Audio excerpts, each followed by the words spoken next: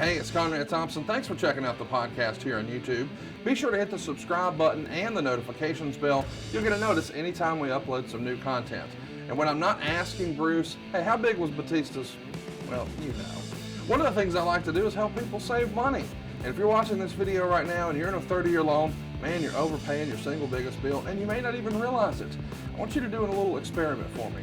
Take your calculator out, multiply your monthly house payment by 360 payments. That's how many payments there are in a 30-year loan. That big scary number, that's your total of payments. You're looking at that number? You know you can do better. Keep more of your own money right now and go to savewithconrad.com. Or maybe you've got credit card debt. Man, it's not a matter of if I can save you money with that. Your average interest rate on a credit card is more than 20%. And by the way, all the interest you pay on those credit cards, it's not tax deductible. Whereas the mortgage interest, well, that is tax deductible. So if you owe this debt, it's up to you how to pay it back. Doesn't it make sense to get the cheapest rate possible and the greatest tax deduction possible? Find out how much money you can save right now for free at savewithconrad.com. You don't need perfect credit. Even scores in the 500s can be approved, and it's no cost out of pocket. But maybe best of all, we're licensed in more than 40 states. We can help more families than ever before. But how much can we save you?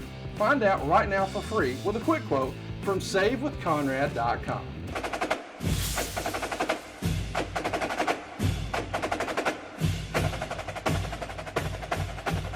Hey, it's Conrad Thompson, and you're listening to Grilling JR with the voice of wrestling, Mr. Jim Ross. Jim, how are you, man? I'm good, Conrad. Good to see you this morning. Good to talk to you. Thanks, folks, for joining us. Interesting show today. I like these watch-alongs because I see something in every segment that I had forgotten, in all transparency. And it brings up, more often than not, it brings up good memories. Well, I'm excited to do this one today. It's Monday Night Raw, Season 9, Episode 41, October 8th, 2001. We've been following along 2001 this year. And most recently, we listened to, or we did a watch along for that famous SmackDown after 9/11. And then, of course, we saw the recap that you and I did for the show in Pittsburgh, Unforgiven 2001, where Kurt Angle, just 12 days after 9/11, became world champion. But this is the Monday Night Raw where Stone Cold Steve Austin becomes top dog again on October 8th. This was an exciting time for the WWE. It's obviously a different time for America, but it's also a time where we're trying to sort of chart our own course with no competition. And really, that had never been the case. It had never really been just a single solitary company before in your entire career, right, Jim?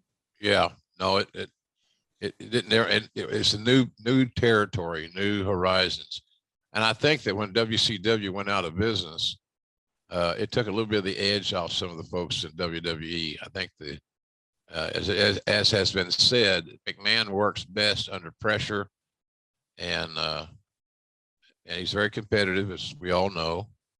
So in any event, I think it was a new time, a new day, and how are we going to navigate these new roads? So it's a pretty cool time. Well, let's, without further ado, let's get the show on the road. Fire up the Peacock Network, go to Season 9, Episode 41. It's October 8th, 2001. Go ahead and mute the audio, and Jim Ross and I will give you sort of alternate commentary here. I'll give you a countdown, 3, 2, 1, and then we'll press play. Jim, are you ready? I am ready. Let my family save your family some cash. You don't need perfect credit. You don't need money out of your pocket, but we will save you money. It's not a matter if, it's a matter of how much. SaveWithConrad.com. Here we go in 3, 2, 1, play.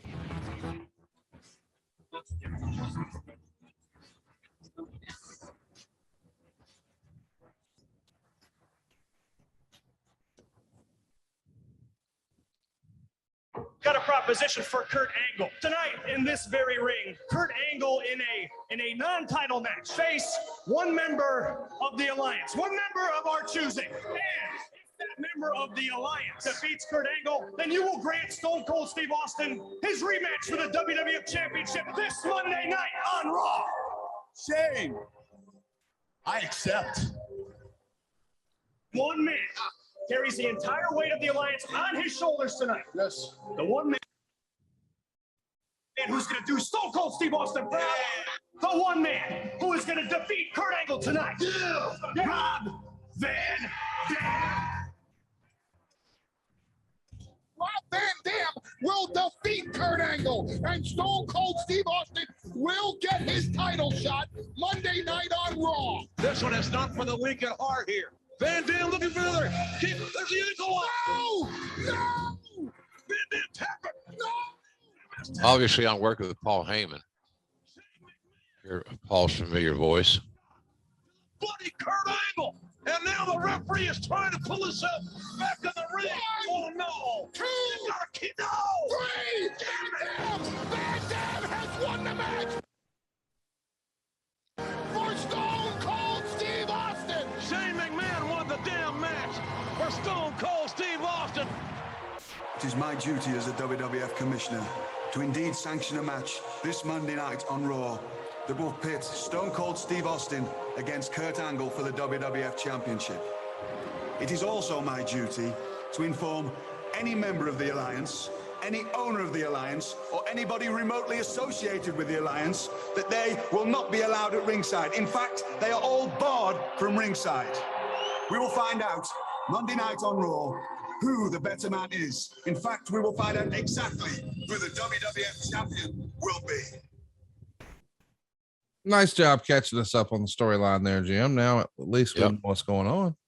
Yeah, you know, Regal did such a great job. I think he's one of the more under appreciated talents that I ever worked with.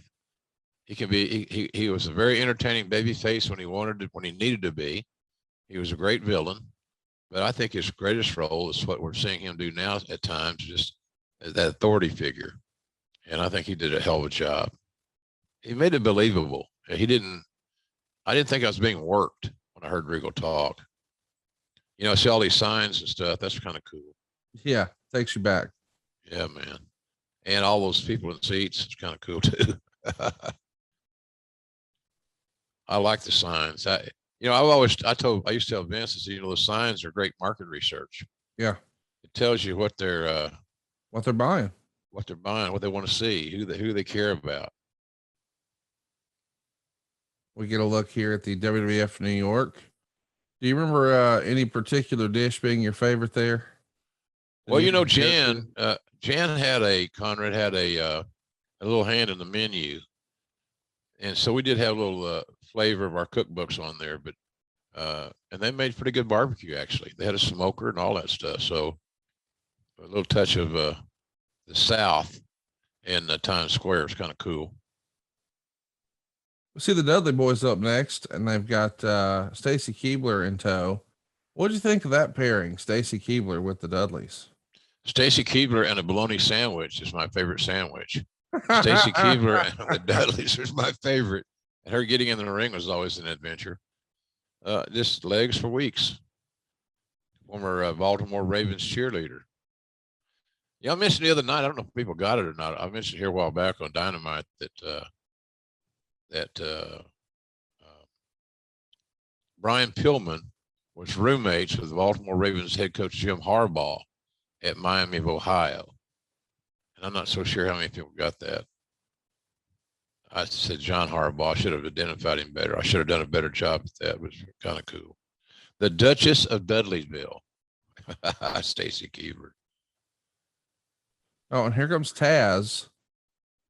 And this is an interesting time for Taz because he's been the only guy who Stone Cold had to sort of question his loyalty in the alliance. And it's also a different look for Taz than what he joined the company with. You remember why Taz switched the look up here from the old singlet to this? No, not really a specific reason. Maybe just to freshen up and to look a little bit different, get a new start. Would be the only thing I could surmise. Now here's another underrated guy, Tajiri. And he's coming down with Tori Wilson, who is never underrated. My God, she looks great. You know, Vince said, JR, you gotta hire me athletic 10s. Well, there's two of them. No doubt about that. Yeah, it looked great. So at No Mercy, we're going to get the first ever lingerie match. How about that? Can't wait. Can't wait for a wardrobe malfunction. Oh my gosh. All right, here comes. Look at this. What pairing Big this Show, is? Big Show and Spike. I love this look, man. So we're starting out with a hot start. Yeah, we are. So it's Taz, Spike, and Big Show against the Dudleys here. Taz is a partner of the Dudleys. Yeah. And you see the other trio. Do you like when we say on AEW trios tag match, or are you still kind of like me and like the 6-man? I'm old school. I like 6-man. Yeah, me too. I want to mention to give an update here on the current situation. Booker T and Test have just won the WCW World Tag Team titles from Taker and Kane. And now there's supposedly talks between the WWF and Ric Flair. We know how that's going to wind up. Tough Enough had just finished up, and the winners were Maven and Nydia. Jim, what do you think of that concept, Tough Enough? I didn't mind it. I kind of thought it was the interesting programming. It's kind of on the entertainment side of sports entertainment, as the Dudleys feed Big Show. I can call him Big Show here and not get tweeted about it. That's true. And there, the referee's back is turned, made sure to protect the referee. Taz got a low blow in his favorite place, the yam bag.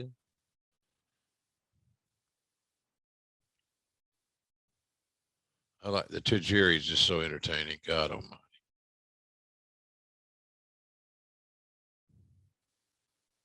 And Tajiri gets the fall over Taz. A lot of color, a lot of pageantry. Minute and 35 seconds.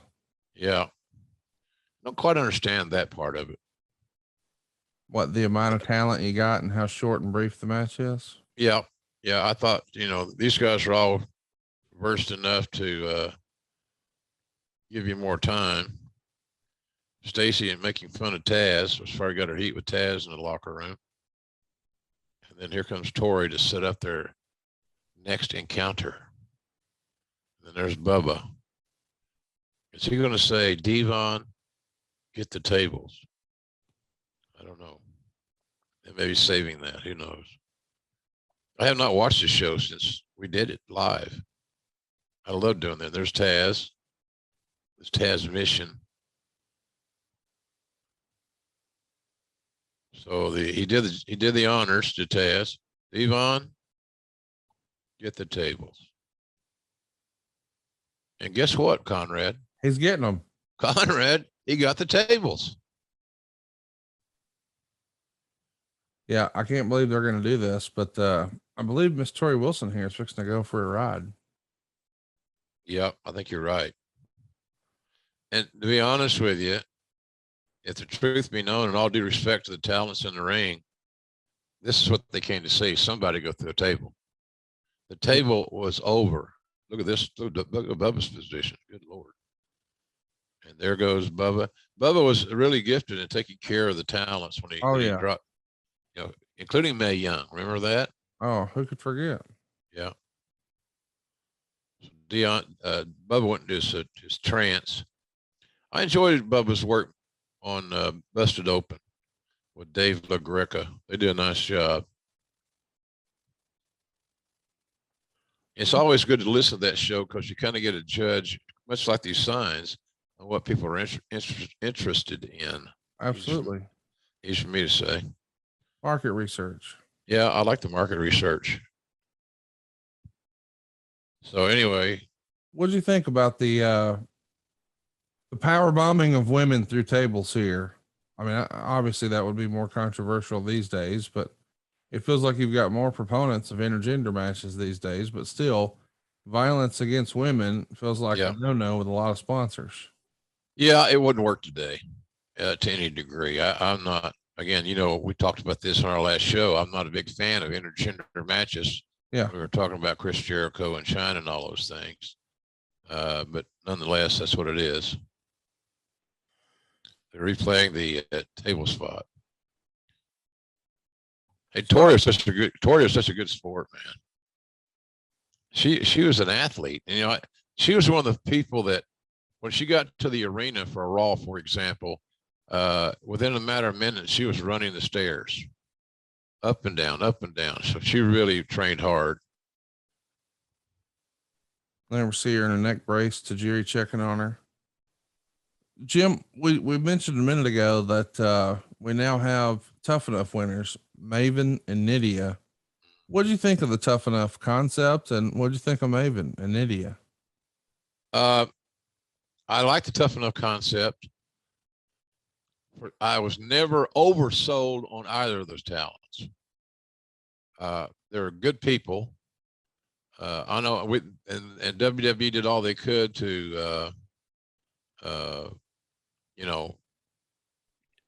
get them over, including where, do you remember when Maven eliminated The Undertaker in the Royal Rumble? I could forget.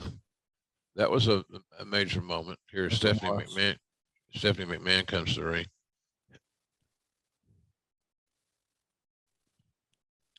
She recently had a birthday. Happy birthday, Stephanie. Mother of 3. And sure, we've done this before, but we certainly want to wish Triple H a good recovery. Absolutely. From his last health issue. So here we are. We're going to take a listen to Stephanie here. She's picking up the microphone, and here we go. Let's take a listen. About Stephanie. Please stop your applause. Stop your applause. After witnessing what just happened in this ring to Tori Wilson,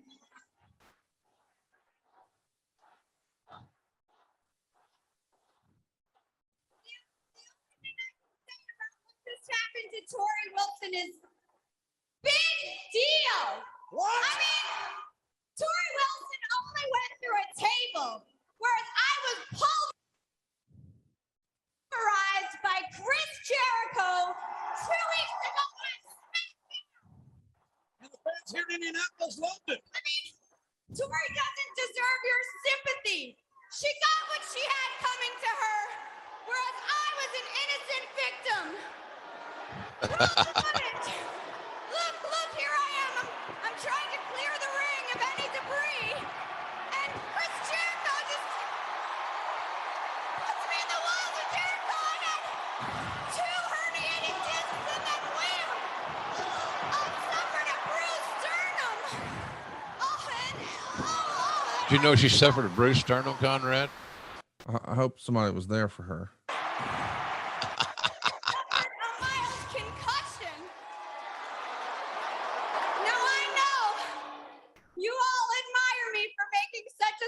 Recovery. And after only 2 weeks, I am proud to say that I'm back.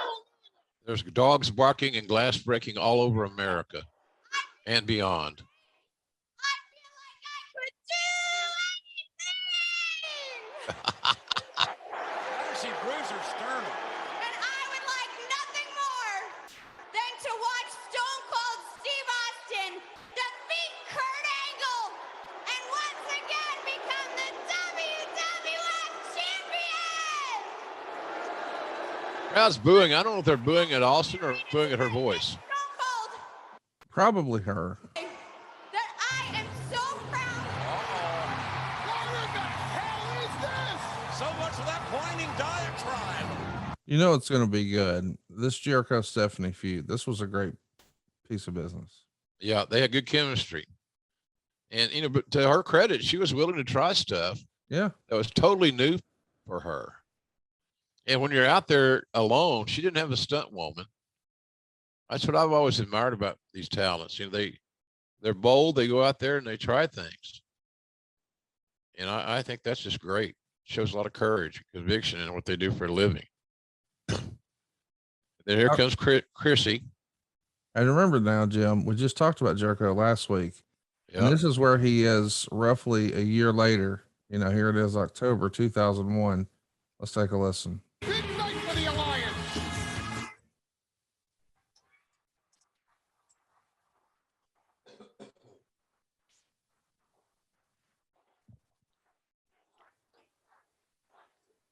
And you can feel the tension between these two. You know, the same people that cheer Y2J used to cheer Bobby Knight in this town. Stephanie, it's so good to see you again. I mean, I'm so happy that you're okay. What was that stuff you were saying? You feel like you can do anybody? Well,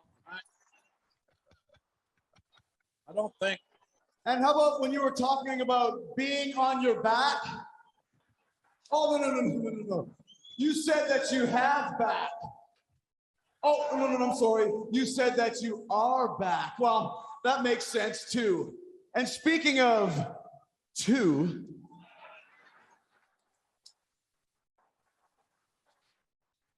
Here comes Stephanie's brother, Shane. Did you have a favorite performer of the McMahons? Yeah, Vince. Yeah. Best heel in the Attitude Era, bar none. But Shane and Stephanie, sometimes they try too hard to please their dad, and it got out of the more organic presentation into what we have seen a lot. And there's nothing wrong with trying to please your parents, but I don't know anybody in the world's got a parent like Vince. Well, just these two. Shane McMahon and Jericho to go right here, right now, knowing the volatile nature of both their personalities. I'm proud of Shane for sticking up for his sister. Heyman's such a turd. Jericho, for years, Great heel. you've been coming out here and making fun of my sister Stephanie. Well, I've sat back and watched idly by, and I've done nothing about it. And do you know why, Chris? Because, quite frankly, I think you're hilarious. You know, especially the name you came up with. I have no idea where you came up with this one. What's that name you call my sister? That filthy, dirty, disgusting, bottom-feeding, trash bag. ho. The magic word is ho. I'm sorry. Stephanie, you got to give the man credit. The man is funny. Not funny. Oh, the man is funny. It's okay. No, but Chris, you know, I thought you'd run out of Stephanie material by now. I mean, but you're like a lyrical genius. You just keep going and going, and the Stephanie jokes keep going and going. I'm like, man, this man is smart. But you know, Chris, if you would just focus, if you focus just half the amount of time on winning the big matchups as you do of coming up with insults to my sister, you know what, Chris? You could be the man right now. But no, that's not what you want to do. Chris, you could be a champion. But is that what you focus on? No, that's not what you focus on. So that's cool. So come out here to the ring as you do. Come out and entertaining all of these people as you always have, Chris. Because you know what? There's always room for comic relief in the show, but you never, remember this, will ever, just like the Colts and Pacers here, Chris. The old local sports reference always works. Will always be nothing more than a choke artist. Wow. In case you didn't hear my brother, he called you a choke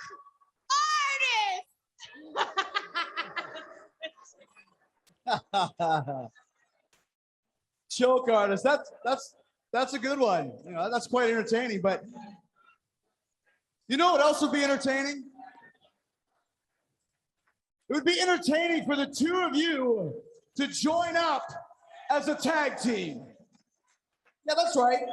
For the first time ever in the World Wrestling Federation rings, a brother and sister teaming up. Yeah, Shane and Stephanie, the tag team versus Y2J tonight. laying down a challenge here. Yeah.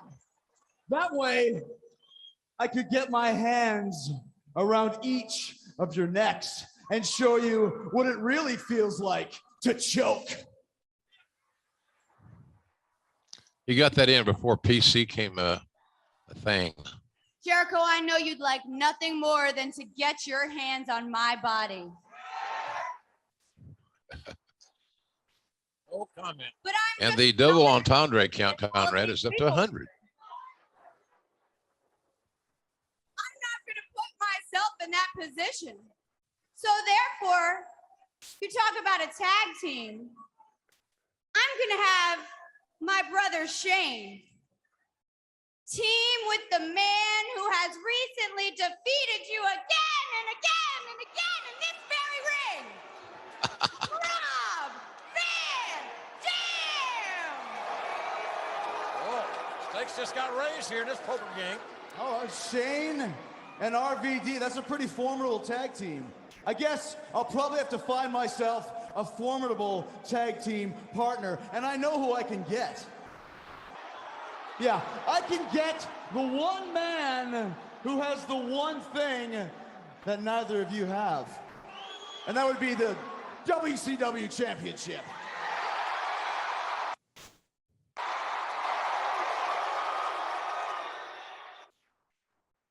So why don't we make it Shane and RVD versus Y2J and The Rock. What did you think of that segment, Jim? A little long. Yeah. I thought it was a little bit long. They probably could have got their business handled at a little bit more expeditious pace, but it wasn't bad. I mean, it's a great hook for the rest of the show. Jericho had the magic word, The Rock. And man, how great was Stephanie as a heel? You want to talk about being hateable? She had it down pat. Yeah, she's a very good performer. Unfortunately, Russ Haas would suffer a heart attack on September 27th while in developmental, and gentleman Chris Adams would pass away the day before this show on October 7th. What do you remember of Russ Haas and, of course, gentleman Chris Adams? Difference in night and day. I wasn't a big fan of Chris Adams. Anybody that has a ongoing record of violence against women, and I guess now I'm being hypocritical because we just saw Tori Wilson go through a table and that Stephanie get close to being in a match. I wasn't a big fan of Chris Adams. I rode back with him one time from Shreveport TV when he was making some shots for Cowboy, and learned a lot about him in the car ride, and none of which I will venture to repeat. But I think at the end of the day, and I know I hate speaking ill of the dead, he just was not a good person, in my opinion. That's all, folks. Was he a good wrestler? Hell yeah, very good. It's also in the air here. They're giving Test an opportunity. So, what about Russ Haas? Any memories of him? Oh yeah, sweetheart. Really raised well, good parents. I attended that funeral, and down in Houston. It was very emotional. That's one of the sad parts about that damn job I had, Conrad, was the fact that, death is just an inevitability. We're all going to be there sometime. Yeah. So, but it was just tough to attend. That job had a lot of duties, shall we say. I remember flying to Houston from New York and to attend the services. And it was very emotional, as you can understand. He was a young guy. Yeah, he was. But he and his brother, I thought, were a good team, and we had high hopes for them as going forward. So, but Russ and Chris Adams were night and day different, no doubt about it. Booker T is on my screen is just coming out. I thought it was unusual too. The tag team champions did not come out together. I never quite figured that one out either. I don't like that. I like when a tag team is a tag team, not two individual stars. Yeah, me too. And I don't have a problem with them having some the same color scheme or something that shows unity. Yeah. We should note this show is from Indianapolis. Brock Lesnar is going to have a dark match before Raw got started. In that match, he would pin Lance Cade, who also is no longer with us. Yeah. Sad. And it's the first time Brock has been brought to TV since June, when you guys were in Minneapolis and Jesse Ventura escorted him. April of next year, though, man, he's going to be on the main roster right around WrestleMania time, and he becomes the next big thing. But you probably knew that even here in October the year prior, right? Yeah, I kind of knew that in that tape we kept watching over and over. Jerry Briscoe and I, Brock at the University of Minnesota. He was the most dominant amateur wrestler of that era, winning the Division I championship in the heavyweights. That's the marquee position. And, you know, my God, he looked awesome. He wasn't a chubby little heavyweight that, you know, used his weight to do his thing. He was just a big monstrous athlete with great athletic skills. And here come the Hardy Boys with Lita. And I like this pairing. I like this trio. I like these guys. They had a lot of energy. The fans always got up for it. So the tag team title match is upcoming. Matt and Jeff they grew up in a WWE ring in my eyes. Yeah. So here they are now with a shot at becoming tag champions. Referee Charles Robinson, little Nate. Same haircut for the last 40 years. Did you like the idea of using WCW referees for WCW titles? I mean, that's pretty cool. Didn't bother me. Yeah, it tied in. Made sense. Yeah. Logical, right? Yep. I like logic, which doesn't really explain why I've been in the wrestling business since 1974, because I've seen a lot of illogical shit. Tess getting an opportunity here, which he had campaigned for and worked for. You know, the one thing about the Hardys that made them great, Conrad, that they knew how to sell, and they had the ability to sell in levels.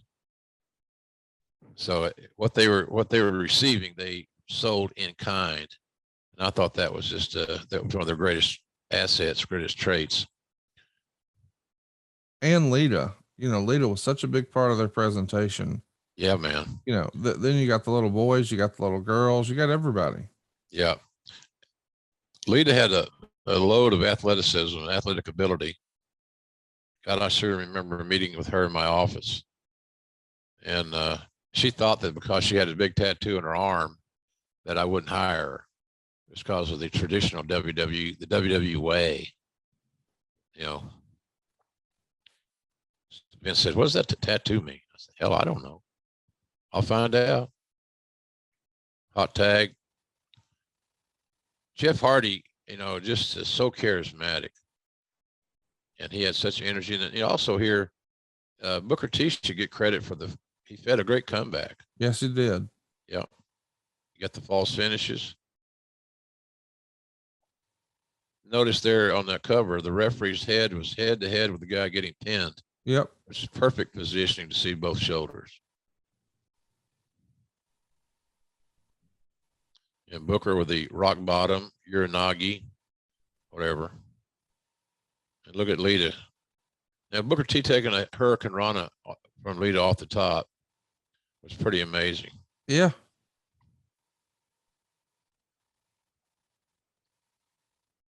Tess might have been better suited for the quote unquote heater role than anything else. Big, strong, athletic. There's Lita getting hold of his foot. For me, anyway.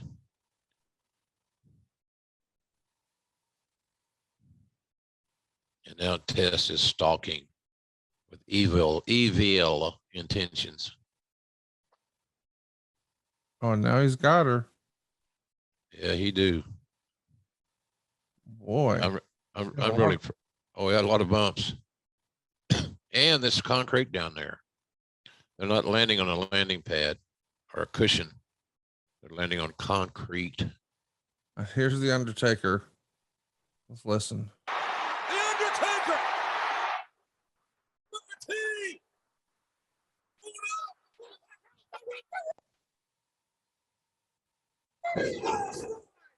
Referee's out of position or gone.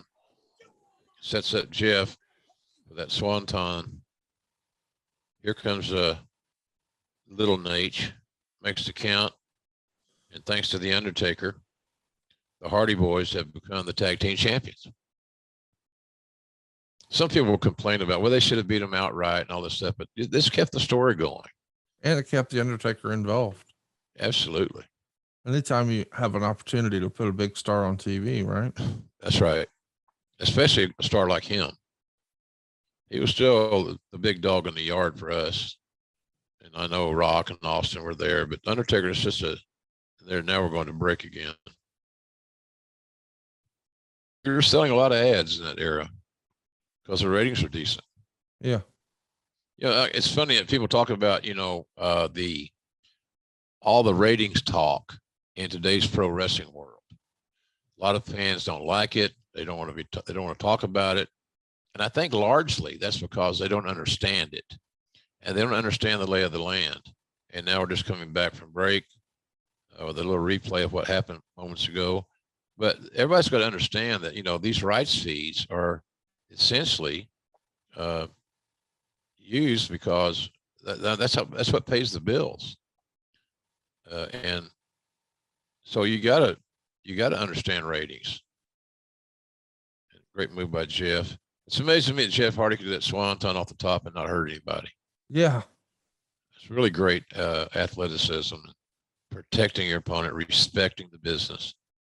So now the Hardys and Lita are leaving victorious, and the crowd loved it.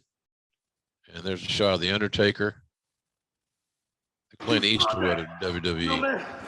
Ever since I got here, man, I got nothing but disrespect.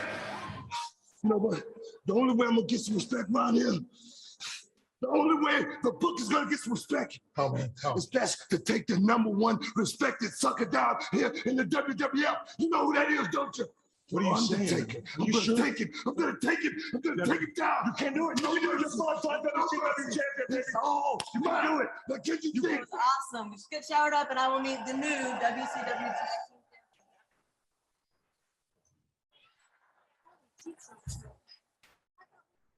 It's supposed to be heroic, but to rely on illegal help from The Undertaker? It would appear that the Hardy Boys and Lita are nothing but cheaters. For shame, Citizen Lita. Shame on you and the Hardys for the villainous way you won those tag team titles. It's about high time you learn. Cheaters never win, your winners never cheat. So face Mighty Molly and you will taste defeat. Holy Hemingway, Molly. Your horror poetry lessons have paid off handsomely. Big time. So what do you say, lowly Lita? You up for the challenge? Holy ass kickings, Molly. You got it. What'd you think of the package of Hurricane and Molly? Entertaining.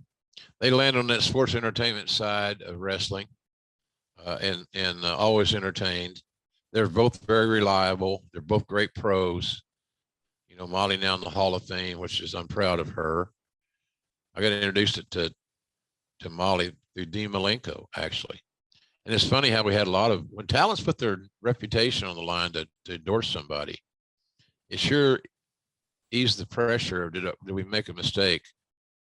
Or as McMahon said on the first Jericho show we did, I feel like I've been sold a bill of goods. Yeah. I got a recommendation from a talent, especially a talent with as much credibility as Dean Malenko. I felt very comfortable. And Molly was the perfect teammate. She was perfect in there, no doubt about it. Love working with her. You always knew that she's going to be on time. You always knew that she's going to be reliable. And that may sound simplistic to some fans, but if you own a business, you can relate, or any other form of life. You got to be reliable and dependable. So there's a little promo for No Mercy. Setting a baseball diamond. I don't know if we're going to see that or not, but.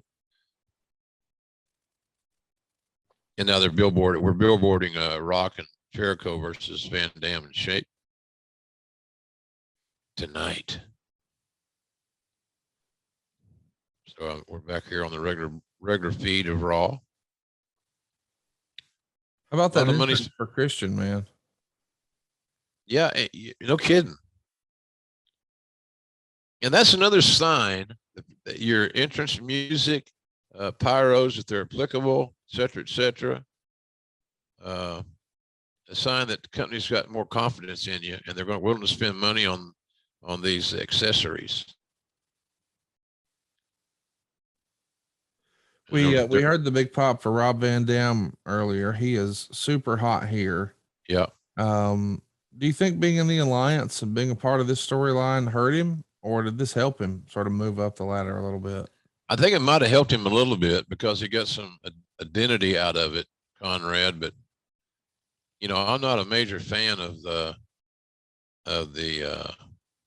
whole alliance angle. I think it was so underutilized, underbooked, and man, if I couldn't find a more red shirt, I didn't look very hard. Good God Almighty, what am I wearing?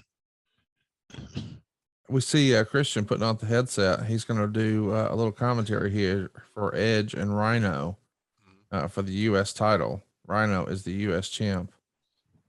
But what do you think of the concept of adding a talent to the play-by-play and commentary team? Just as a guest spot like this to advance the storyline or what have you. I liked it. Come out, you know, for a one-off deal and hopefully associated and tied to what we're seeing in the ring. Look at those referee shirts. Nick Patrick there's wearing that WCW shirt. It's going to look kind of cool. Look like an NBA referee shirt.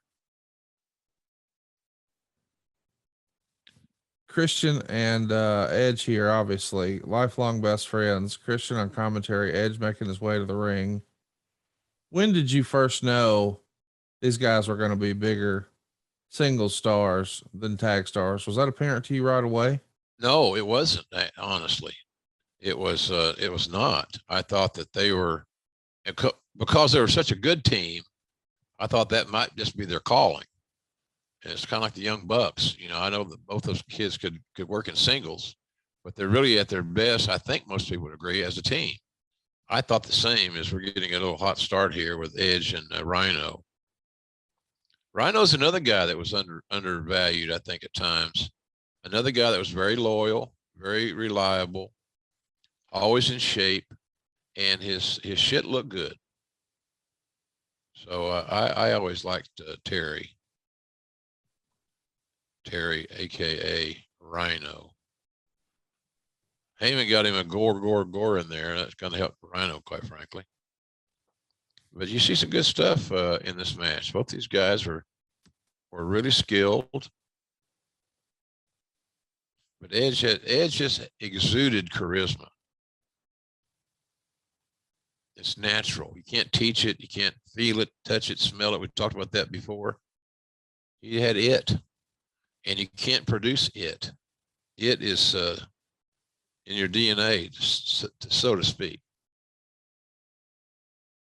You know, that the first contract I signed these two cats, Edge and Christian, I have no idea how in the hell I got this number, but they were making $210 a week. Wow. And they were happy to get it because we knew that it wouldn't be long before that number would be just a memory. Yeah. But, you know, you have budgets and things like that. And, you know, they've been around the Indies in Ontario for quite some time. So I just felt like they were going to be, they could be our next big team. And then there you see Christian interfering with Edge, and Rhyno gave the gore to Christian. And there's a cover and a near fall. Remember, Rhino's the champion. Title match. What's hell of a crowd. Spine on the Pine.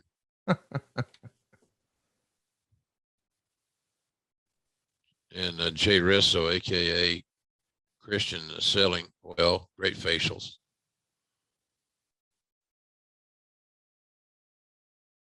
I don't know what the hell that power bomb was.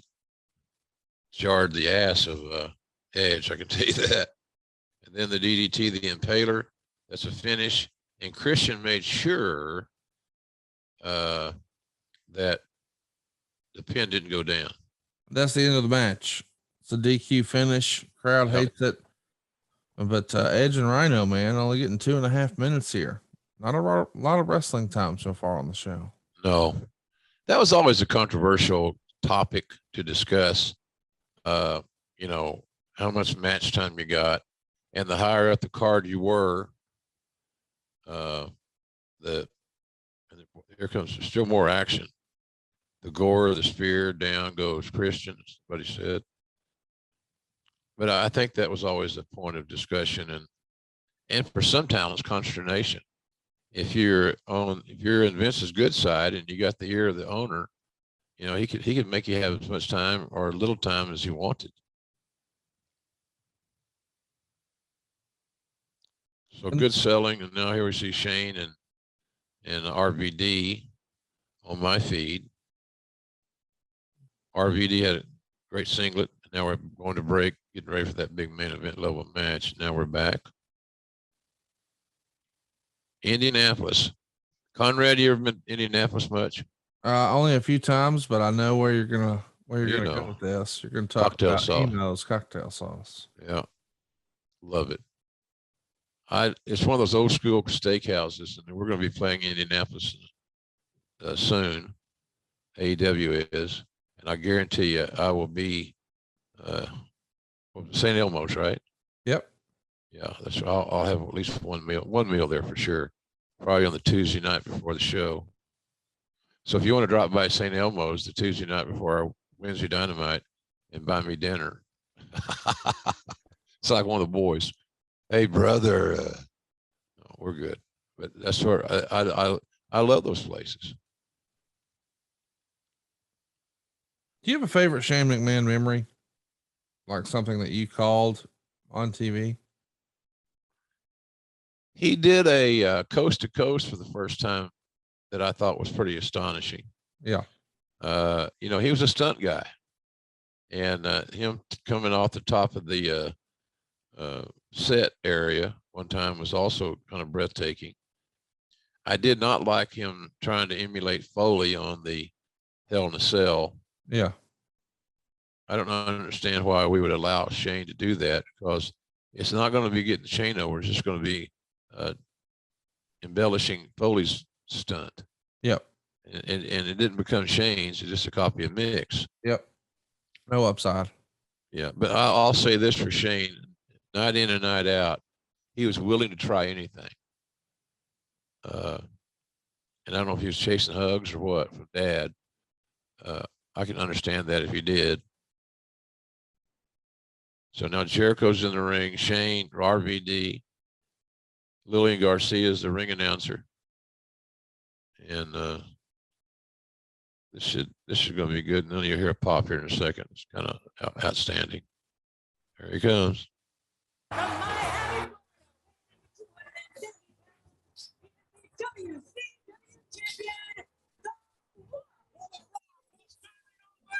It is Stephanie here on his way to the ring for the Raw this Sunday afternoon.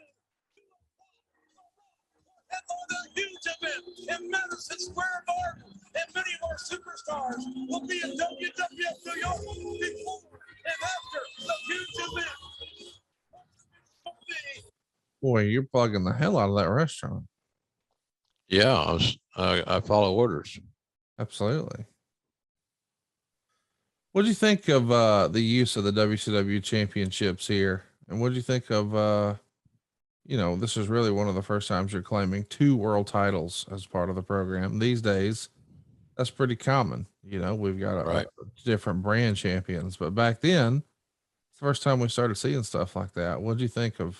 Well, it was new territory, new ground to cover. There was no precedent for it for us at that time, because everything was built around the WWE title. I never enjoyed watching WWE try to get the Universal title over the WWE title in their ongoing storylines.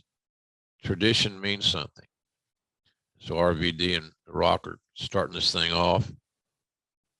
You know, it's really amazing. You watch this thing. We know that The Rock has become the biggest movie star in Hollywood. You know, I saw a stat the other day where he made $84 million that one, like last year or year before, whatever it was. He did okay.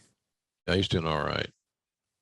But here he was a young, hungry wrestler trying to find his way. And Shane comes in. You know, Shane, the thing about Shane, and you know, we just touched on a moment ago, he's got boundless energy, willing to try anything. And he's not you know, he didn't go through a wrestling school or go to a camp or whatever for long periods of time. A lot of this stuff he just picked up on his own. And that should not be a shock because of who he is. And he's been immersed in pro wrestling or sports entertainment forever. Jericho's in. Again, Shane was feeding a real good comeback. And Jericho in that mount position. We started using that as MMA got more popular. Yeah. He's in the mount, you know. Shane's smart though. He's got a jersey on. I wonder how much merchandise he sold back in those days. He always had some cool shirts. So he's just doing a hell of a job feeding this kind of nice back body drop. You told us before about a monster merch year that Austin had. Did Rock have similar years in that regard? Oh yeah. Yeah. They were the top sellers. And I think one of the reasons of that was obviously Austin's popularity was sky high. But Steve approved and designed his t-shirts. So he would any drawing that he would be presented as a new model, so to speak. He had a hand in. He had a hand in designing the logo. RVD goes to the cover. Jericho's able to kick out at 2. Tim White, old friend Timmy White, former owner of the Friendly Tap. Timmy's a tough guy too. If you're a fan and you get in no man's land, you're trying to enter the ring, and Timmy was refereeing, your ass is going to get punched. The Fighting Irishman, I used to call him. Friendly Tap. I always wanted a Friendly Tap t-shirt. Oh, we can make that happen. I bet you can. Boxel gimmicks. We should mention here the chemistry with Jericho and Stephanie is really what made this match possible. Yeah. And it was just awesome TV for me as a fan. When did you know, or when did creative first notice, hey, they got something?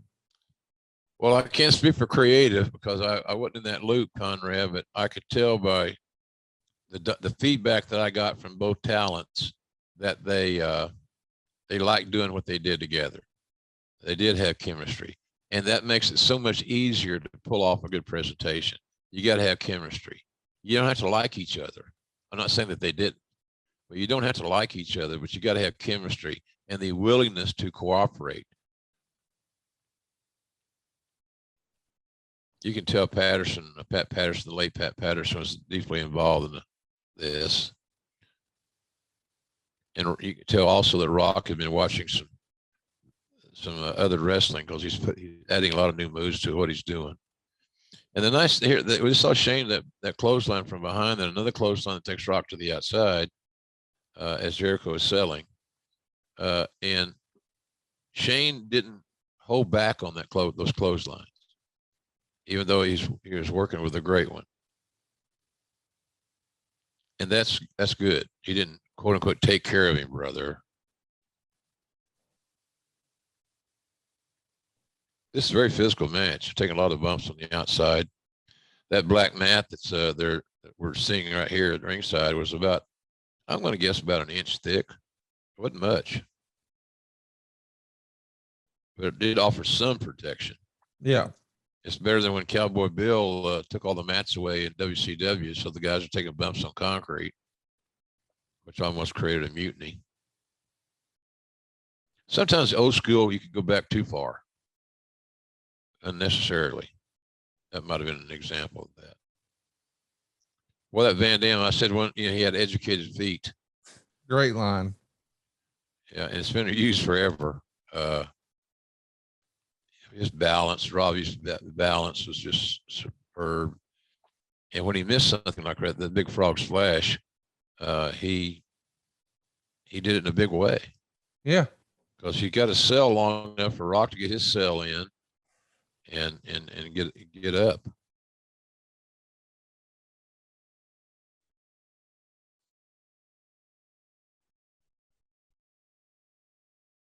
DDP had been repackaged in this era as like a self-help guru.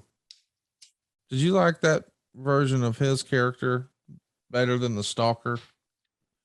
Yes, absolutely. The Stalker was unrealistic. Yeah. Because he was a real stalker, which are also supposed to portray real people. You know, the spine on the pine.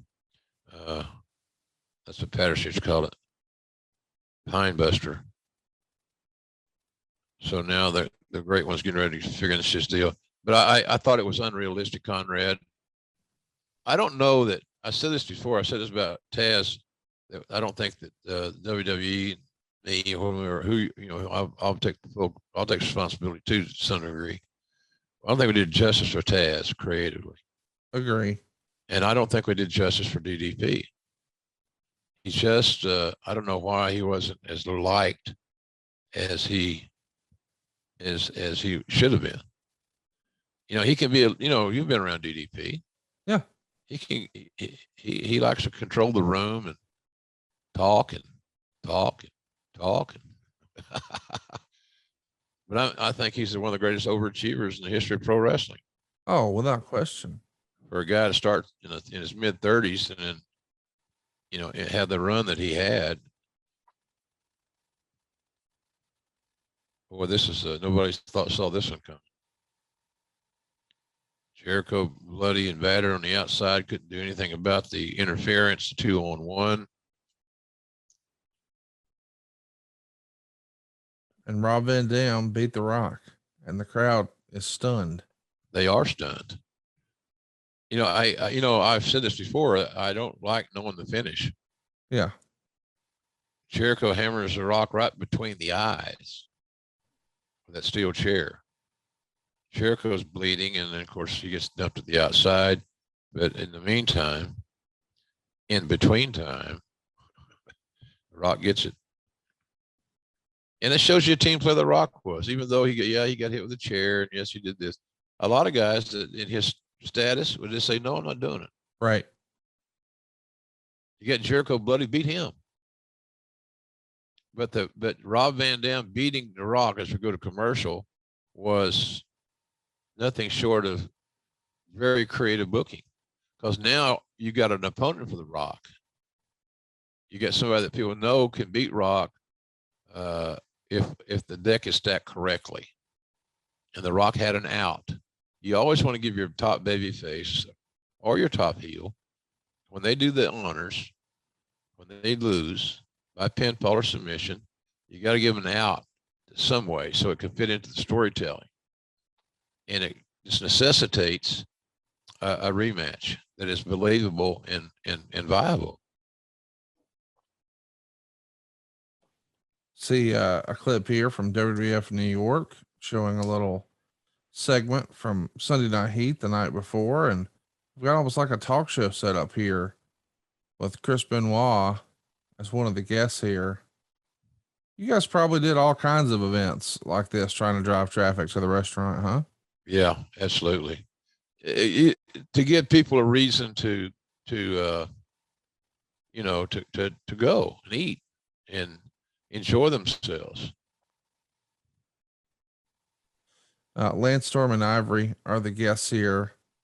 There's so much talent on this roster. It almost feels like you're having to really start picking who, what, when, where, why, right? I mean, you almost have more talent than you have TV time with this new influx of talent from WCW. And you'd always been talent heavy, but this really took it to a new level.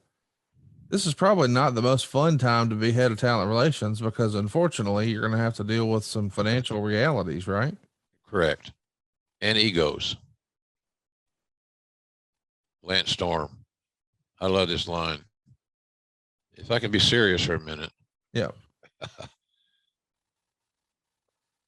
You know, Lance Storm trained Lance Storm trained Brian Pillman Jr.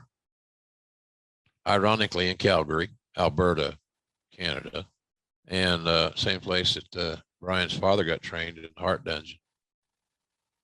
I like that little information. I think fans enjoy that sometimes. Another underrated talent, both these guys. Lance Storm was as fundamentally sound as anybody we ever had, and I thought Ivory was very underrated as well. She was a spitfire. She was so much better than some of the young divas that we were utilizing. It's not even funny. It's showing a replay here. I don't know where you are, but showing a replay here. We're at the finish of that big tag team match where Jericho waffled The Rock with that steel chair in the face. And now the crack medical staff. And they got a little dialogue here. Who would have thought, you know, what this would look like for them 20 years later? Yeah, no kid. And here's the irony of this thing, Conrad. They both look a lot now like they looked then, physically. Yeah. Jericho hasn't changed his physique much. Rock looks like Rock. Yeah. Trainers addressing Jericho's wounds. Of course, there's a little bit of animosity for what just occurred.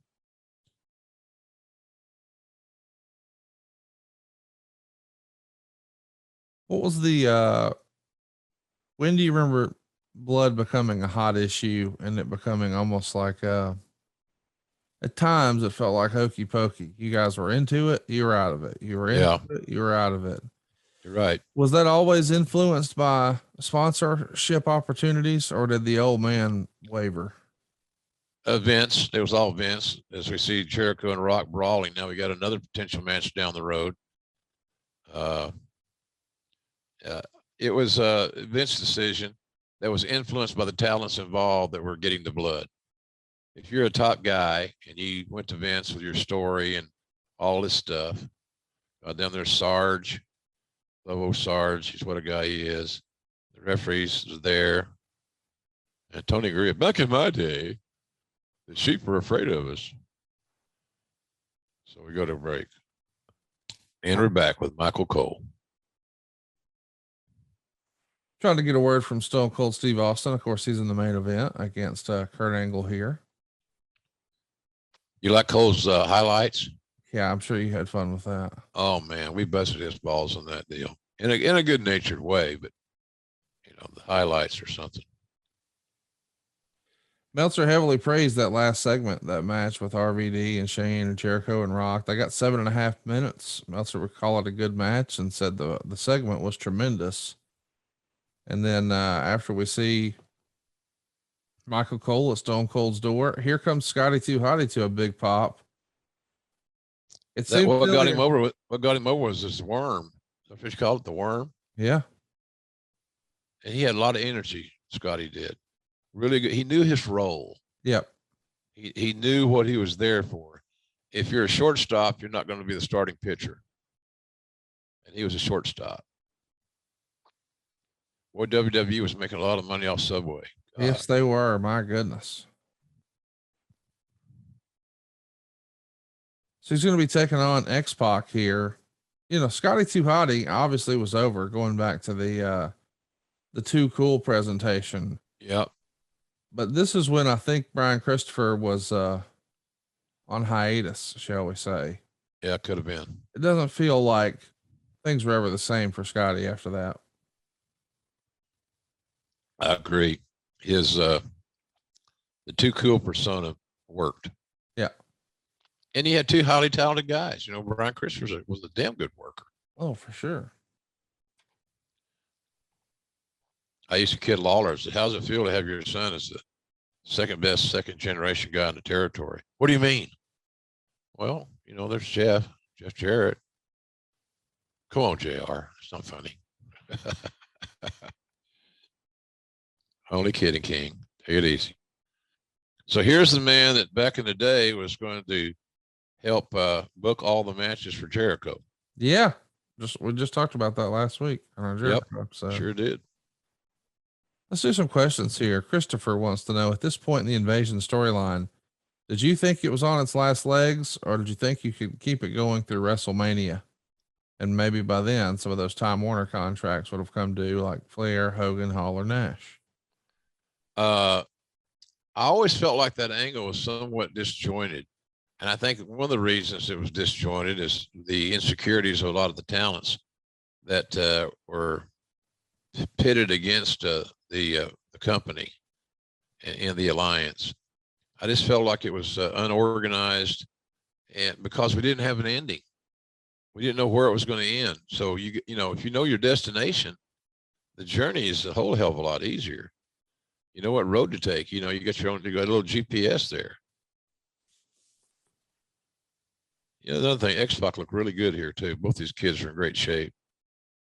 Yeah, X-Pac changed his look up a little bit here. I think most of the time we're used to seeing him in some sort of a singlet top, but that's not the case here.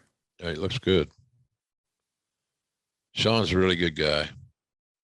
And so is Scotty. I think Scotty Too Hotty's isn't he a coach in NXT? Yes, sir. Yeah. Of course, Sean Waltman has his own podcast, Wrestling for Life. Yeah. Talented kid. You listen to his podcast, you'll see he's got a great mind for the business. Oh, he knows his stuff. Yeah, he does. And he's a good heel. He's a wrestling heel. So I got a lot of time for Sean. He tested my patience. Sorry. He tested my patience on more than one occasion. He's had the famous line that, "God damn, JR, you pay me by the pound." No one paying you by your contributions. And he also he had a bad back because, you know, in his early days he took some of the most insane bumps there ever was. Yep. So he was represented by my agent now, Barry Bloom, and you know, it was one of those days where I was so busy that I took Barry's call, and he said, "Can you do anything to help Sean's travel because his back is killing him?" I said, "So are you lobbying for a first-class ticket?" Barry, yes. I said, "Well, tell him it's done." Barry tells that story now. This is a very brief conversation. You know, Sean was an important part of what we were doing, and he also knew how to handle the privilege of flying first class and not, you know, gloating over it. Yeah. Scotty making his comeback. Now we got the hope spot, face buster,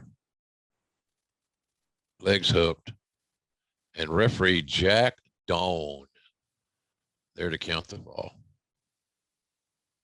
What did you think was, this is a question from Lindsay. What did you think was more ridiculous, the worm or the people's elbow? Well, I sure as hell didn't think the people's elbow was ridiculous. I don't think either one were ridiculous. They became part of the personas. Now we're back on Cole. Let's listen. Well, just we were expecting to hear, you know, from Stone Cold. Oh, and I bet you would just love to see my husband, wouldn't you? I bet you would just love to see the next WWF champion, Stone Cold Steve Austin. But guess what? What? He doesn't want to talk to you. He's changed his mind. Changed his mind? Did I stutter? I don't think I did. You didn't. I mean, you didn't stutter, but. Right. He's changed his mind. He doesn't want to talk to you. Okay?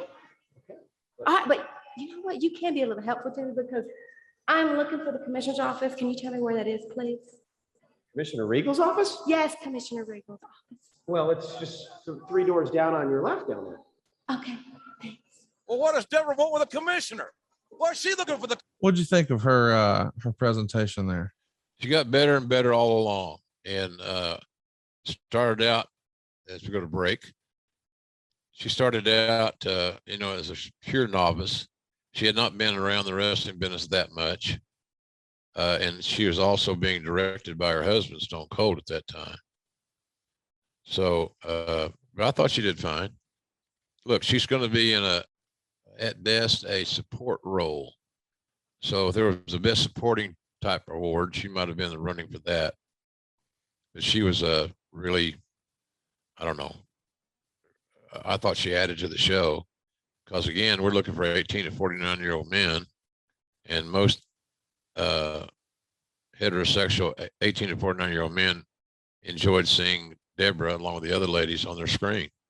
Indianapolis, known for, I guess, Bobby Heenan most of all when it comes to pro wrestling, right? Yeah, it sure was. And Dick the Bruiser. We're back live, Indianapolis.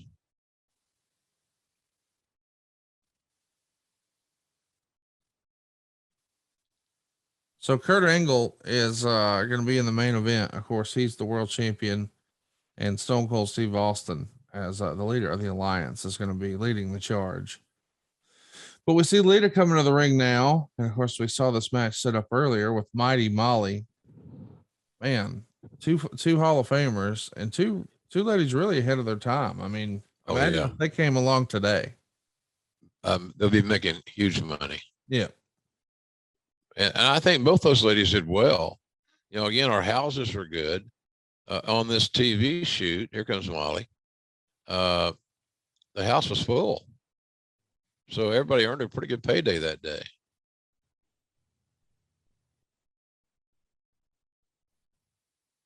Man, Molly just, the presentation of Mighty Molly just tickles me. Yeah, me too. It was hard not to like her. Yeah. She did look so wholesome. And she was. She wasn't playing a role of that persona. And then you got the kind of a controversial girl in Lita. If, you know, back in the old days, you said, who's the heel? Well, that blonde girl's the babyface. So it must be Lita. Molly accepted, there's a cover. Molly accepted those, a lot of the mannerisms that Hurricane Helms had been utilizing. And again, as I've said earlier, they were a good team. They were entertaining and they both could work. Sometimes when you get too far into the entertainment side, it's hard for people to take you seriously. And I think that might have been an issue with Gregory Helms and Molly. They were so damn entertaining and being positioned as villains, it just didn't seem like it fit. It's been a pretty eventful episode so far. You know, you've got the big tag title switch. So the Hardy Boys are now the WCW tag team champs. Jericho has officially turned heel. Of course, you can't feud with The Rock, America's favorite, the world's favorite, and not be a bad guy. And that's probably needed for Jericho at the time. Give him a little bit of an edge and put him in the ring with Rock. That was huge. And that validated everything that any question, and answered all those questions. It validated the skill set of Jericho, that he had arrived and he was merited. It was meritorious of his positioning. He had earned that spot. One of our favorite Canadian referees, Jimmy Corderas, is calling this match. You ever see his little things on Facebook and stuff? I do. Yes, sir. Ref and rant and ref. Sorry, can't remember exactly. I'm old. And now Lita's making her comeback.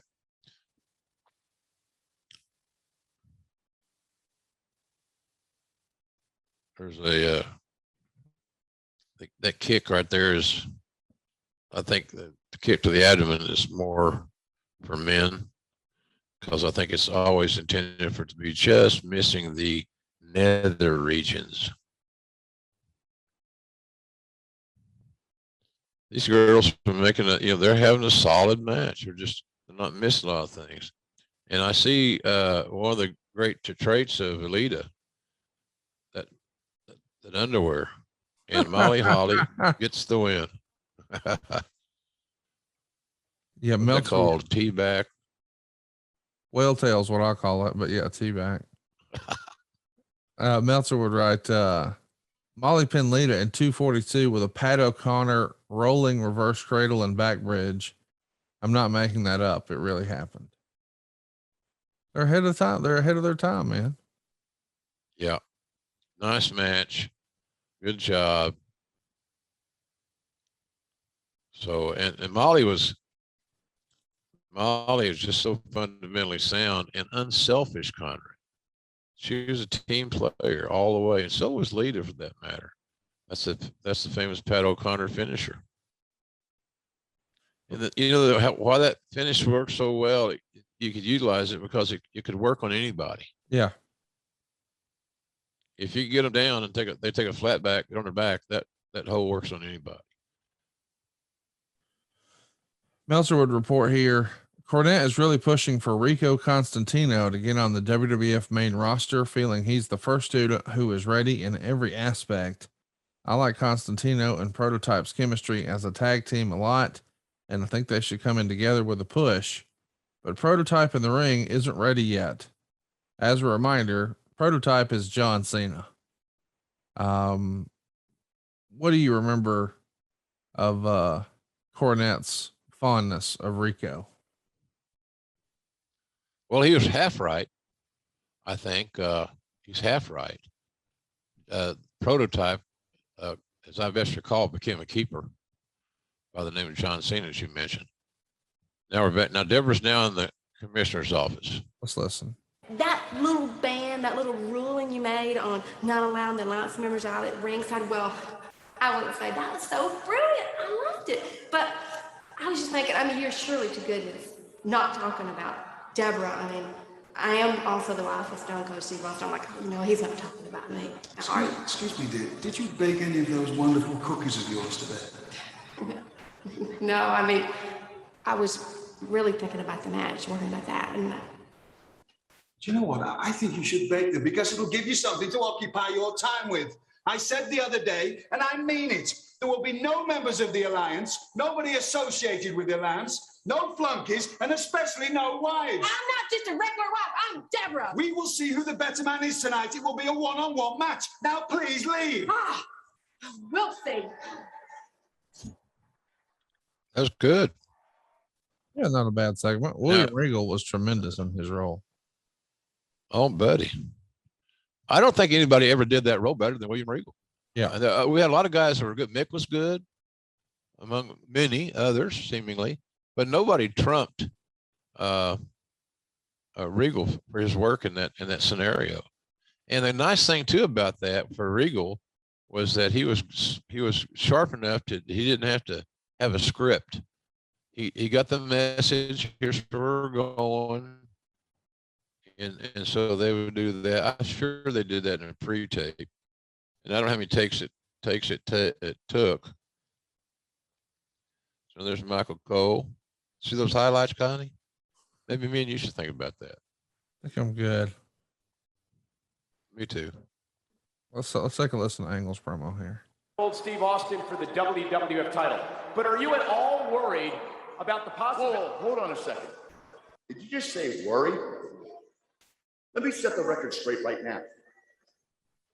Austin, at SummerSlam, you learned that you couldn't beat me. At Unforgiven, I learned that I sure as hell could beat you. And make no mistake about it, Austin, hand under the rope or not, you were tapping. You were tapping to me. When I put you in my ankle lock, you gave up. And now you want to take a 2-week vacation and then come back and take the WWF title from me? Well, let me put it to you like this, Austin. Oh, hell no. What about nothing? I'm through talking about it. I'm going to let my actions speak for my words. And then here comes the rattlesnake. Boy, Kurt Angle was better as a promo, didn't he? Yeah, he did. He came. All parts of his game were coming together. Yeah, he was getting it. And for a guy that did not grow up in Pittsburgh as a pro wrestling fan, you'd think, well, because San Martino's hometown was Pittsburgh, that Kurt would have a little bit of a background. Austin working his ass off to get over as a heel. And as Vince said, we owed it to him. I told Steve, I said this on the show, to me, Austin turning heel was like John Wayne becoming a Nazi. It just didn't feel right. Let me mention something you wrote in the Ross Report. A lot of rumors circulating Kevin Nash and Scott Hall and their return to the World Wrestling Federation. I can clarify and address both issues very succinctly. We've had casual conversations with both Nash and Hall. Both men are interested in returning, and we certainly would welcome them back under the right circumstances. What do you remember the talk being backstage? It seems like there were a lot of people who wouldn't have been for that. Well, the right situation was money. Yeah. And their schedule. You know, they had come from a place as they left WWE and went to WCW. They worked a very limited schedule, and they were being paid very handsomely for that. So, and I just wasn't sure that we could replicate that. Yeah. We knew they would help us. So Debra being very defiant now, coming out, Mrs. Rattlesnake, as I called her, and setting it ringside, which took us to the break. No, it didn't. Here comes Regal. You want to listen to this? Dressing Mrs. Rattlesnake. Oh. She's got her by the ear. By the ear. These officials are escorting Mrs. Austin away from ringside. So now Regal's taking a seat at ringside. This is very well done. And look how Regal stands up and he's unintimidated. Nose to nose with Steve Austin. Yeah, and then here comes the champ. Kurt was already getting that follically impaired status of his life. Yes, he was. Yeah.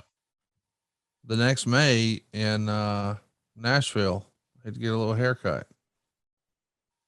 And the hot start, fist and fire. Austin is traditional black tights, black knee braces, 2 of them. Bad knees, football. Didn't do Steve any favors. Because again, we're in an era where those injuries that would occur, you know, there wasn't arthroscopic surgery, the non-overly invasive surgery for knees had not yet been perfected. It was out there, but it just had not been, it wasn't universally utilized. They go 17 minutes and 17 seconds. Meltzer would say this is one of the longest Raw matches in years. He would say it wasn't as good as either of their pay-per-view matches, but gave it 3.5 stars. Said they had some timing problems early. And he also said that during the match, there were fans chanting Goldberg at Austin. Let's remember, this is not 1998. This is 2001. Yeah.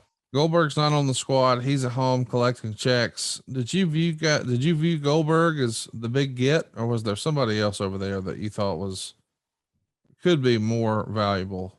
No, he was right there, Connie. You know, he had been taken care of so well with that long winning streak, building momentum. He was the cherry on the sundae on that deal. And that's because he had been positioned so well. This is a very physical match. These guys had no other way.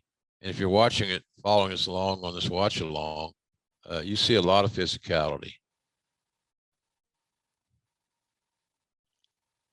Yeah, no doubt about that. I mean, I think they brought out the best of each other. Yeah, I do too. And Kurt learned a lot from Steve. Yep. Again, the heels calling the match. So the match was essentially laid out with Stone Cold's input, strong input. Earl Hebner, the referee. I was one of the few guys that, no, I don't say few. I could tell the difference, Earl and Dave. I hear Dave's not in real good health. Wish him the best. And Earl's son has turned into a hell of a referee. Brian, a good referee. I'd like to see more of him in the AEW. So Austin goes face first into that ring post. Ring post wins. Every time. Every down time. It's undefeated. Was Angle as a babyface at this point maybe past his expiration? I don't know if he was, but I thought he was a better heel. Because he had fun being a heel and being booed. Because he'd been cheered his entire life in every front. At Clarion College as a All-American national champion amateur wrestler.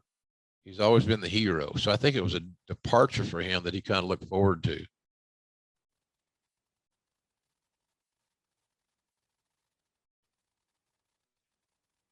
JR had to move out of the way there.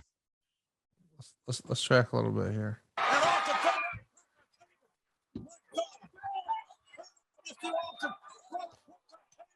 And the challenger is hurt here on the concrete floor. Another little trivia fun fact, Conrad, is Kurt pulls back the that mat. You can see it's about an inch thick. Yeah. Not a lot. Another fun fact, I'm wearing a hat that Stone Cold got me for Christmas. It's before I started having my hats custom made. Yeah. It was a Resistol 100X.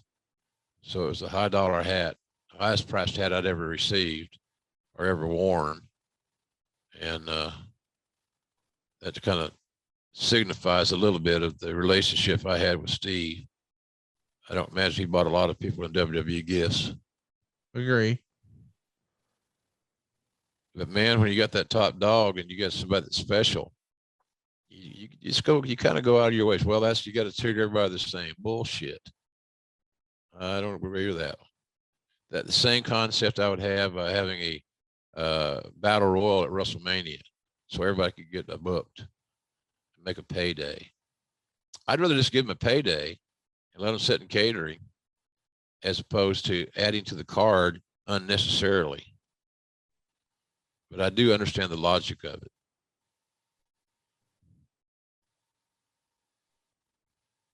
Big title match, man. And the heat was now starting to turn, and Kurt was making a little comeback here. Double knockout. Austin got right back up. Do you have a favorite opponent for Steve? Yeah. Rock. Yeah. Two of the biggest stars ever in the history of the business, without hyperbole.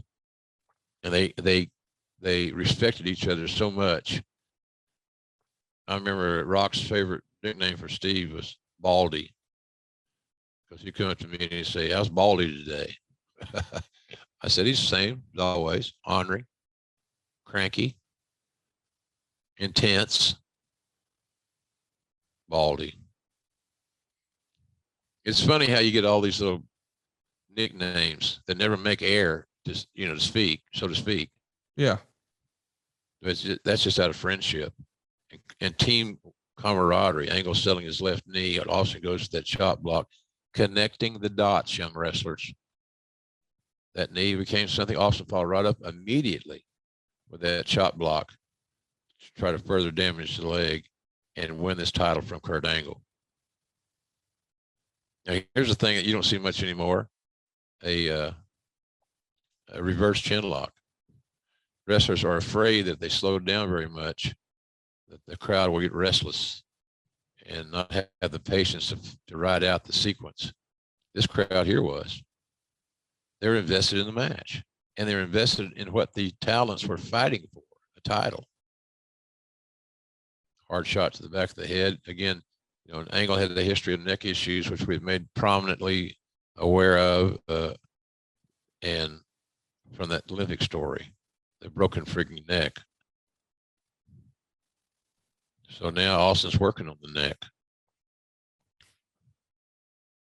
Everything made sense. Everything had a meaning. You called some of Austin's matches in WCW when he was much earlier in his career, and then obviously when he was top dog here. He adopted more of a brawling style when he started to become the Stone Cold persona. And of course, back in the day, I think a lot of people would describe him as a mat technician or a ring general or what have you. But it was much more traditional wrestling and a lot more brawling during the Stone Cold era. But he did both fabulously.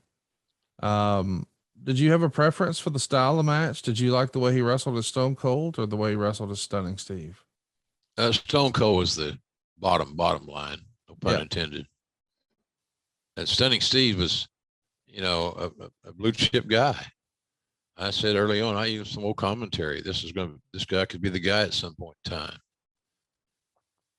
So I like the fact that he was focusing on the neck. He'll try to work back to the neck.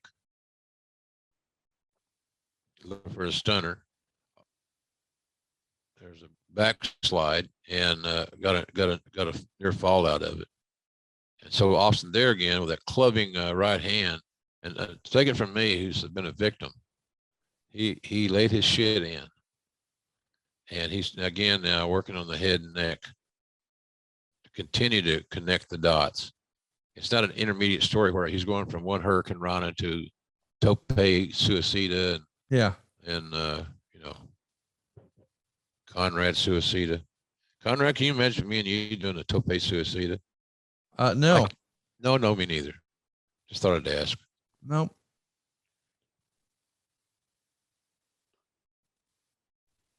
So there now, Kurt with that sleeper. That's one way to slow Austin down. Cut off the blood supply to his brain until he passes out.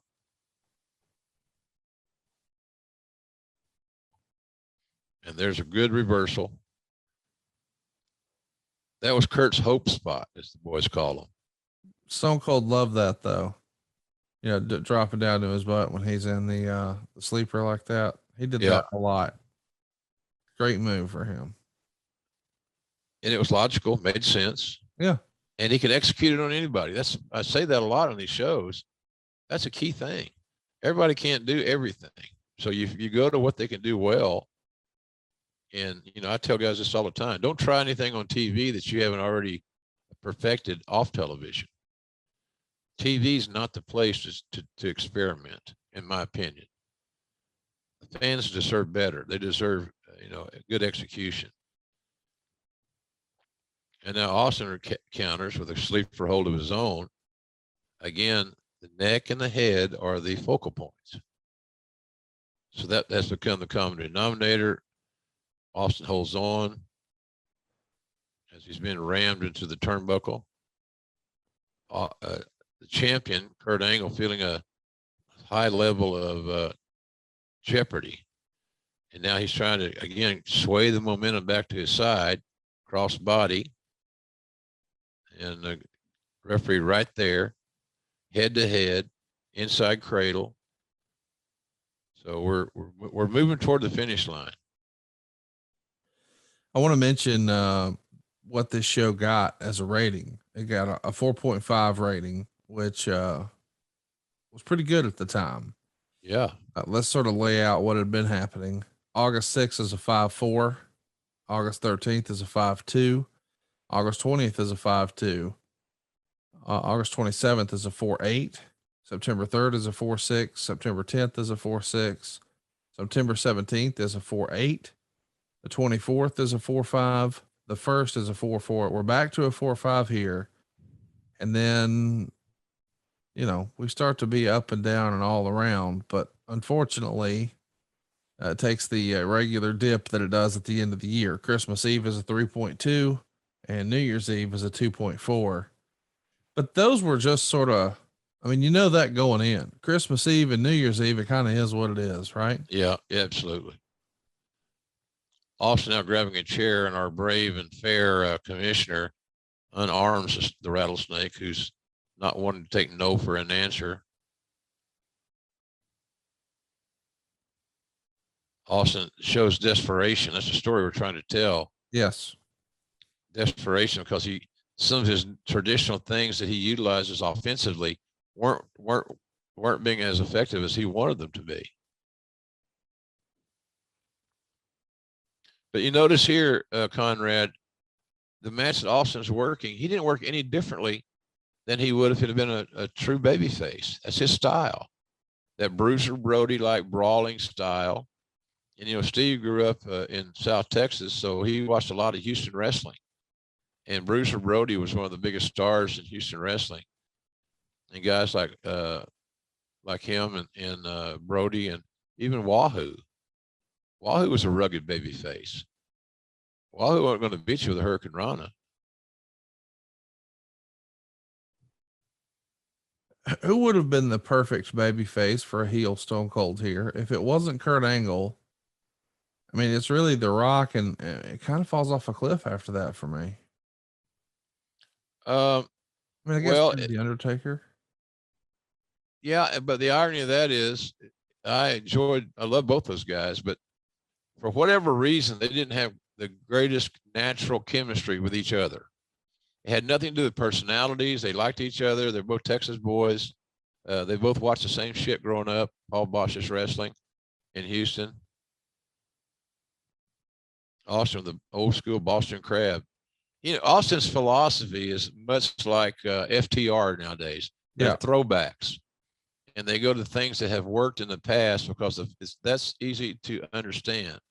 But with this Boston Crab, Angle's fighting like his ass off. Great camera work. The facials are on point. I like it. This is a little sports entertainment, like, you know, the referee interaction. Yeah, referee and the challenger, and then so Austin gives a finger to Hebner and he gets his head knocked off. That's what you get for assaulting or disrespecting an official. So Kurt Angle may be on his last comeback here. You notice he just doesn't stop. He's a machine, and it's going to take something very, very special and a special circumstance to beat Angle.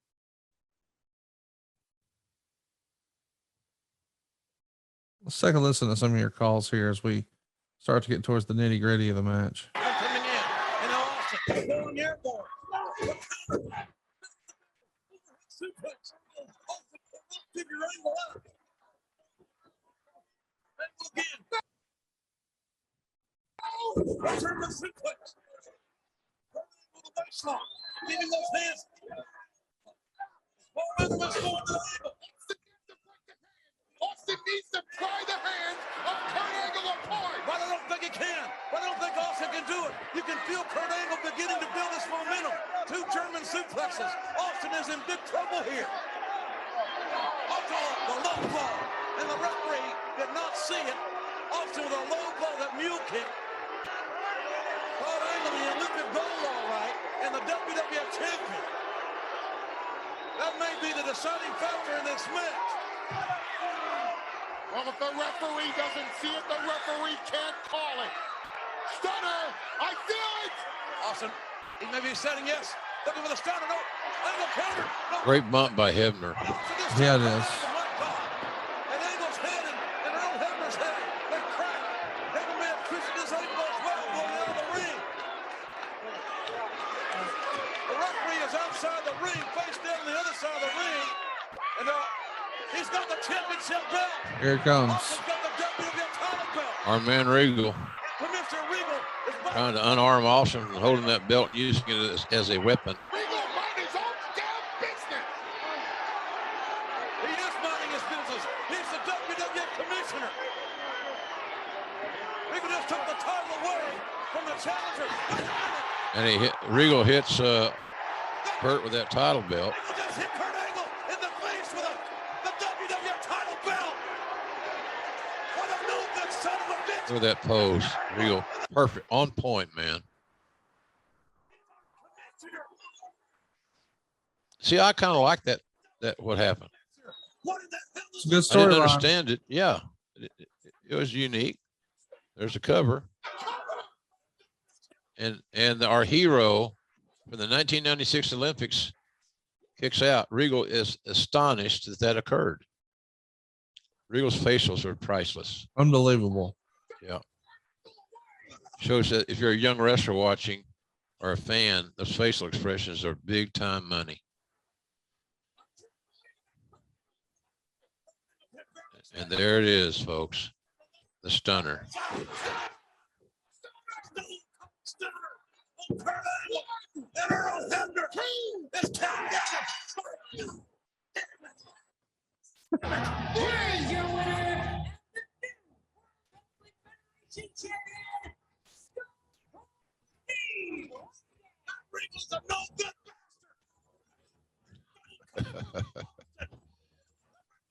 See what happened. So the Alliance got a boost there. Big boost. They've got the world title back, and now the commissioner's on their side. Great stuff. Hebner's still selling the ankle.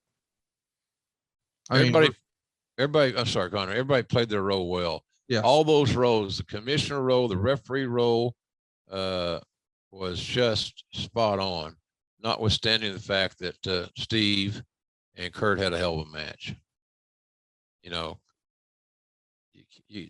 I heard what you said about Meltzer saying it wasn't as good as their first three or whatever. And that's an opinion. He did praise the finish, though. He says, same scenario you always see, but for some reason, the timing made it great. So there you go. Stone Cold's got the belt back. We only wanted Angle to have it really to do the whole hometown presentation and American Hero presentation. I feel strongly that saving money is important. You know, if it's not something we worry about now, boy, we are really going to worry about it later. And I want to help you get out of debt faster and do it with cheaper monthly payments. I'm talking to you if you're in a 30-year loan. Now is the time to take years off of your loan. We're routinely helping our listeners cut 5, 10, even 15 years off their loan. And you can do this without perfect credit with no money out of pocket. You've just got to start at savewithconrad.com. So we got our use side of that. We nailed a 4.5 rating, and we live to tell the tales. We get ready for No Mercy, brought to you by Subway, because they reminded us of that a lot. Yeah. And next week we're going to be doing another watch along. This time it's from 1996. We see Bret Hart come back to the World Wrestling Federation and sign his contract. We'll also discuss the Mr. Perfect return that wasn't all that. And of course, the fallout from In Your House Buried Alive. That's next week. But in between now and then, I'll have that JR's all-purpose seasoning out. You already know the deal. Come on down to jrsbbq.com. It costs nothing to look, right, Jim? Exactly. Nothing to look, and we'll get your order out quick and fast, and you'll enjoy some great grilling with your family, your buddies, your friends. And I just can't thank everybody enough for their support of our products.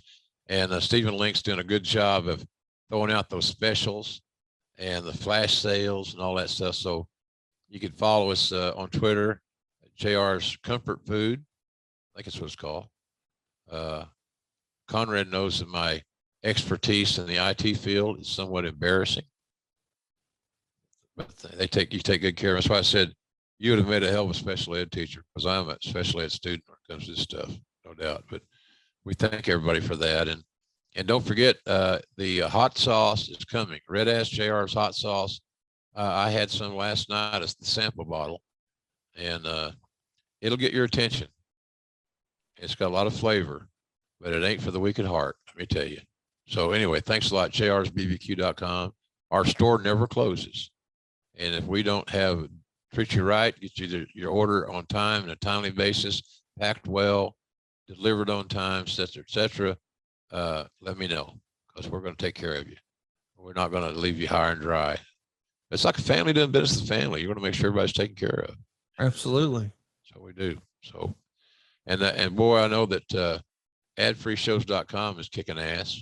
Oh man, we're having so much fun over there. We just did a Kurt Angle Q&A. I know you've got one coming up. I think Arn Anderson's got one coming up. It feels like Eric's doing something every week, something for everybody over at adfreeshows.com. And Jim, do you remember the whole controversy when one of the Highlanders appeared on a TNA show? Yeah. Wound up costing him his job.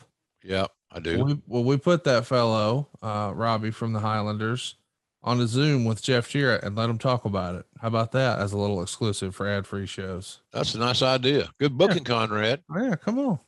Meltzer's going to name you the Booker of the Year. Well, I don't know about that. But I do know I've enjoyed seeing you every single Wednesday on TNT. And between that and the all-purpose seasoning, I'm getting my fill of good old JR every single week. I appreciate it, buddy. And I love our partnership. I love doing this show. But most importantly, to be quite frank, I love the fact that our fans are supporting this podcast. Absolutely. And you're telling people about it. You're recommending it to other people. You're getting the 5-star ratings. All that online talk is very valuable. So thank you all for supporting what we're doing here. Conrad, I know I'm not speaking for Conrad, but I am in a certain way, I guess. We really appreciate your business. Absolutely. And we're old school. We're going to thank you. It's like I am right now. I thank you for supporting us. It means a whole hell of a lot, because we don't need to do this if you're not going to listen. And we're going to try to do our best every week to entertain you and inform you. I think, like on these ride-alongs, you get a lot of information on these ride-alongs that you normally would not hear. That's right. They're little bit tidbits, that type of thing. And pointing out something that a referee does, or a heel does, or a babyface does. And the other thing too, you notice there, when I got on my roll, Paul Heyman laid out. Yes, he did. Because that's good teamwork. That's professional.